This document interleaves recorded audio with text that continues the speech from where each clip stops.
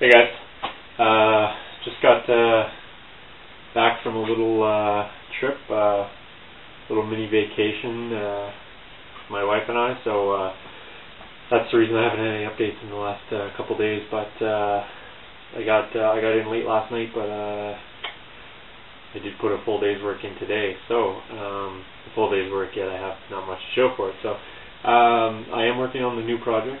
I'm just going to keep calling it the new project. It's yet to be named. So when I left off last time, I was just kind of showing you, I was talking about putting the grass mats down. They are down, and since I put them down, I've got a couple layers of flock built up on them.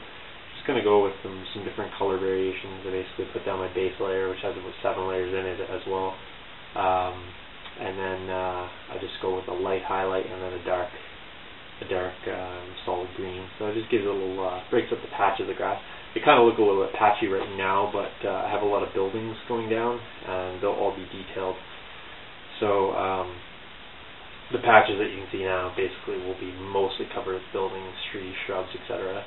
So this is basically just a layer put down to give the odd patch that sticks through some depth and some variation.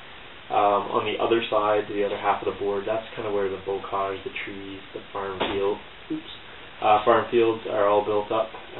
Those are a little more wild. There's a little more grass, tall grasses over there, some grass mats, some super turf. Just kind of, I basically use this to build up like underbrush, like stuff that's turned up, dirt, not really dirt, but more like bramble and just basically stuff that's coming off the bocage and growing up and kind of just giving you that really thick, sort of untamed look. So I just finished putting some of that down, so everything's kind of in a little drying stage, and then a little patch over here that's kind of trying to catch up to everything else, so that's why it's a little more ununiform look over here. But I will give you a quick spin over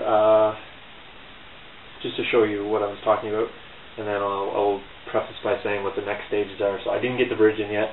I was going to do that, but I decided to not put that down, just simply because it'd be too hard to get in and work around the grass. But it is going to go in very soon, and then I'm going to build up the shrubs around that.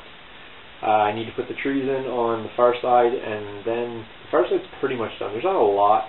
There's a lot of base and groundwork over there, but most of the features are big, like the field, and that took a lot of cutting and etc. But now that it's in the shapes there, I pretty much have that done.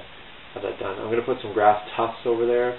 I got to do a little bit of work on the rock wall in terms of shrubbing that up, and that's about it. So yeah, I'll give you a quick spin, and we'll take it from there. All right, so here's the board, as I was talking about. You can see the sort of patchiness I was talking about with the lights. Here's the dark. That's mainly the base color right there, so you can see some variation in that. So basically what I've done is just hit the whole board edge. This bit right there, that's the part that's sort of catching up, not done yet. So as I back out, you can see it's not too patchy. I can see the patches in it, and I'm sure you can from this angle, but like I said, once you throw a building down, we'll say here, you're not seeing a lot of that. So, or here, or wherever, you don't see a lot of it. Plus, there's going to be bushes and small gardens and everything else around those. So, very little of that will actually be showing. But I hate the monochromatic look of the grass mats, and even just my base color I don't like left alone. So, and then sort of just taking you down through here is the, again, wheat field with the plugs into the sort of crop rows. I haven't decided if I'm going to go with any crop on that yet or not. Not really sure.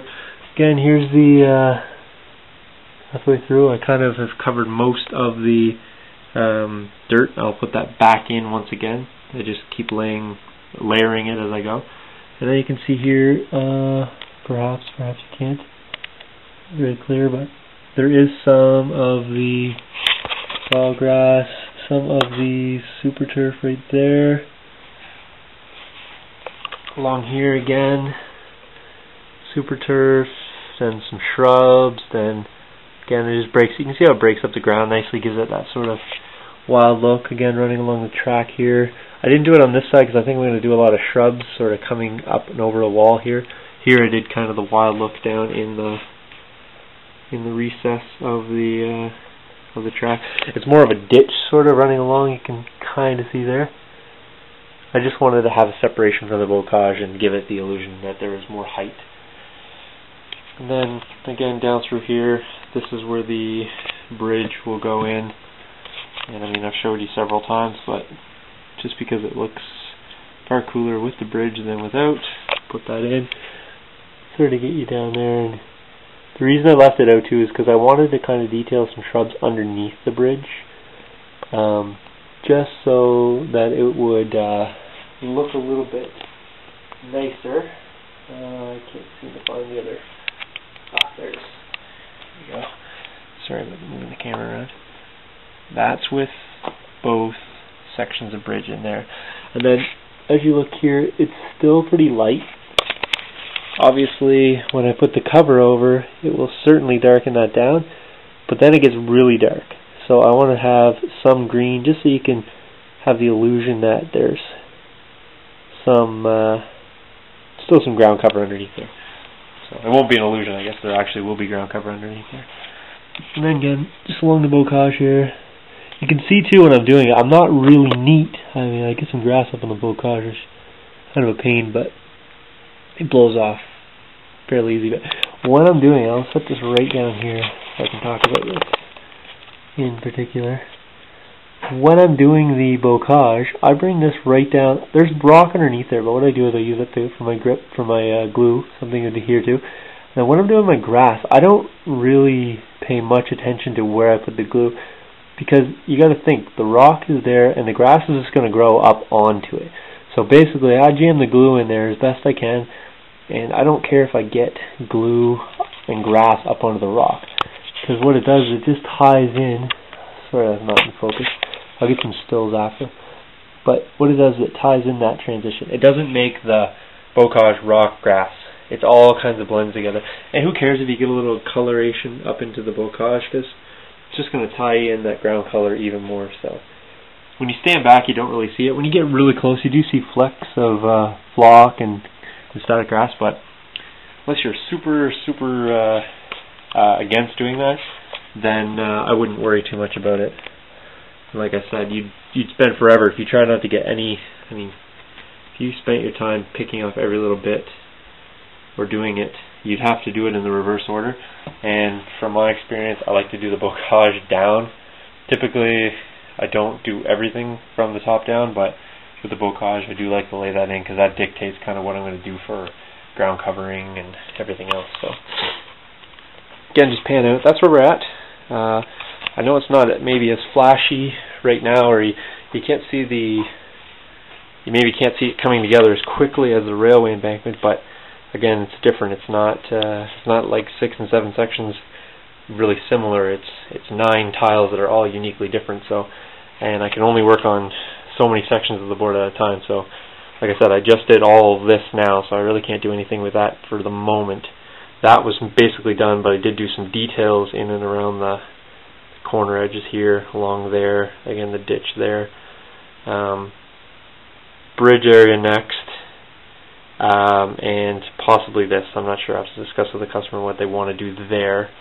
And then it's all about trees. I know there's a row of trees there, some here, a couple here and here, and that's going to kind of tidy down. I kind of run around a tree ridge along here artificially. I'm not going to run a row of trees, but kind of in and amongst here. Throw the buildings down, and I'm going to do a courtyard. I think what I'm going to do is do a stoned wall here, and I'm not really quite sure what I'm going to do there, and I don't know if I'm going to do a central feature or if I'm going to leave that as an open square. That's undetermined, but suggestions if you like. Yeah, so we have lots of buildings to put down. I know there's 1, 2, 3, 4 small one here, and I believe there's one additional as well. So that will basically fill in most of this, and then, like I said, small shrubs.